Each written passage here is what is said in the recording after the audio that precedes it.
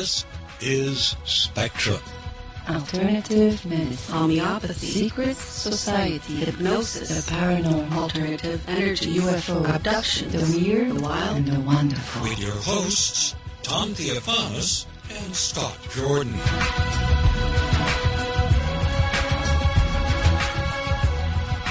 Hello, good evening, and welcome to the Spectrum Radio Network on BBS Radio 2. This is Scott Jordan here with my co-host, Tom Theophanous, and remember, there's no such thing as too much information. Hey, Tom, how you doing, buddy? Hey, Scott, how you doing? What do we got so this what's week? Going on? Well, this week we have some news again. Big story this week, and it's been for a few days now. We heard the story about MUFON being kind of sold to Bob Bigelow and his company. When did that happen? Well, that was about a week ago. Okay. Well, at least the news was about a week ago.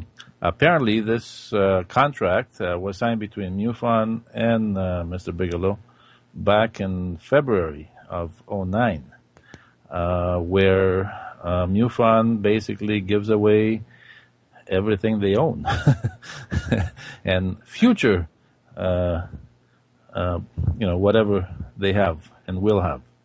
So that includes case files, all of their case files, databases, all their investigative services. Apparently, basically they sold themselves out for a measly sum of $672,000, payable in monthly installments of $56,000. I think the monthly installments stopped dead, didn't they? They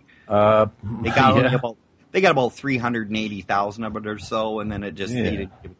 So it's half owned, I guess. Half owned, yeah. But it's very disappointing to hear this sort of thing because. Now, was there any fallout from this information coming out? Like, did the guy who did?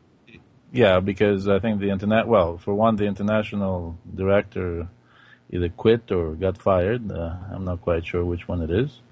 The fellow that took over right now is defending their actions, but I personally don't think this was a good thing. Mm-hmm. And I'm pretty sure most of the investigators that belong to MUFON will not like their services to be sold, especially if they weren't told. So. Now, as a side note to this, you were the director for MUFON Ontario, and for many years. Well, quite a number of years back, actually. Yeah, and in 1993, you chose to split away from MUFON International to take MUFON Ontario out of that pot. And maybe you could just give a little, background. Well, back in those days, it was sort of the same sort of idea. It was they were constantly wanting us to give them everything we had, and nothing was coming back from them. Like, in other words, we would give them all our files, all our material that we may have had, everything, and in turn we got basically nothing. Nobody was given anything from other cases. I mean, it should have been some exchange between the different provinces or different states and such. Right. But no, they just wanted the material for themselves, and that was it. Which I didn't agree, and none of our fellows down here agreed either. So you decided to split. To split, yes.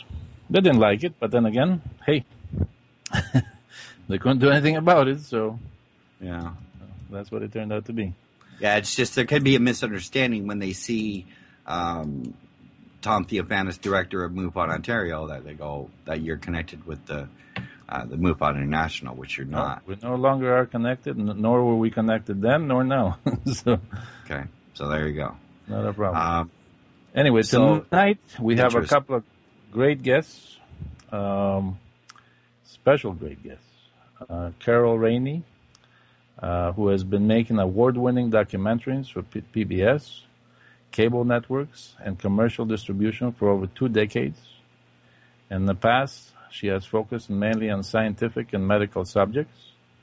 She's currently working on a feature-length documentary about her 10-year journey into the heart of the UFO mystery as the wife and filmmaker of alien abduction investigator Bud Hopkins. Several of Carol's narrative short films and original screenplays have won many awards. She has written additional feature-length screenplays and teleplays and co-authored Hopkins' book, Sight Unseen. Our other special guest is Dr. Tyler Kokjohn, who is a PhD in biochemistry from Loyola University in Chicago and a professor of microbiology at the Arizona State of Osteopathic Medicine. He is also an adjunct senior scientist at Banner Sun Health Center Institute in Sun City, Arizona, working as a team member researching Alzheimer's disease, biochemistry, and the effects of immunotherapy in AD pathology and dementia. And he has been a long-standing interest in the UFO phenomenon, and after a long absence, began back in the field again back in 2008. Welcome both. Hi, Carol. Thank you. And Hi, Dr. Tyler. how are you? Nice to talk to you. Nice. Oh, great to have you on the show. Thanks for coming. Thanks for taking the time to come in and talk about what you're doing. Thanks. Appreciate the setting. Well, so Carol, tell us how you got involved in this and what brought you to what's going on today.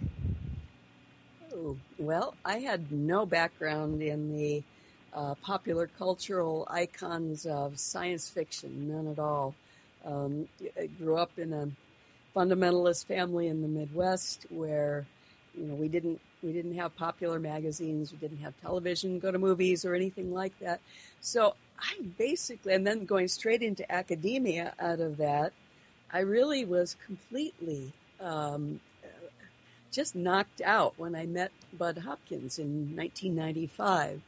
And we began a romance. And I couldn't believe what he was telling me. I liked this man, this artist, but I wasn't entirely sure he was sane. So I did what people in academia do. I went back to the sources, and I went back. I think I started with Donald Kehoe's book and began to read forward from there and decided that Bud might just be quite sane, and this was really fascinating stuff. Mm-hmm. And, when I came to New York and we were married, I was really, it was in our life, just. You were in the thick of it. In day and night. Big part of your life. Yes, absolutely. I was fascinated. It certainly is interesting. Was it like a continuous flow of this type of stuff? More of a stream of kind of constant chaos. You never quite knew what was going to happen or who was going to be coming through the door and which media company, which television station or film crew might show up. And, you kind of had to restructure your whole day there on the spot. It was... information overload.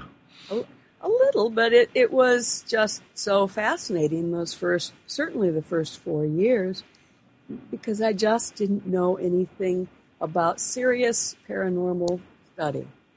Mm-hmm. Yeah, I see that. At what point did you, we all can get fascinated with things and go, wow, and just be living in the moment. Once you're on the ride's great. At what point did your sort of more scientific mind reflect back and go, wait a minute, there's a couple of points here that aren't really connecting? About five times an hour. Right, I see. So, but that was from the early stages, or was that later on? Yes.